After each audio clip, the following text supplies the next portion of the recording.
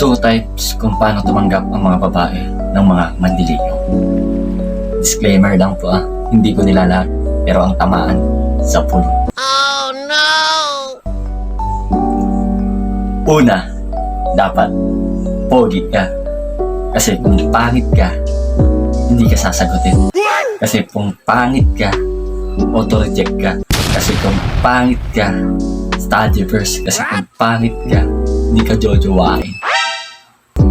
Pero kapag pogi ang nanligaw, kahit hindi pa lubusang kilala, sasagutin agad. Pangalawa, dapat tarantado ka. Dapat manloloko ka. At dapat babaero ka. Pero syempre, dapat pogi ka. Pero kapag babae ang umiyak, sasabihin, lahat ng lalaki manloloko. Lahat ng lalaki pare-pareho. Di ba? Di ba? Girls, naririnig mo ba yung sarili mo?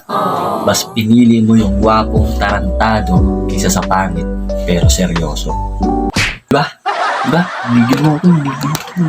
Kaya, chong, kung pangit ka, huwag ka naman ligaw ng babae.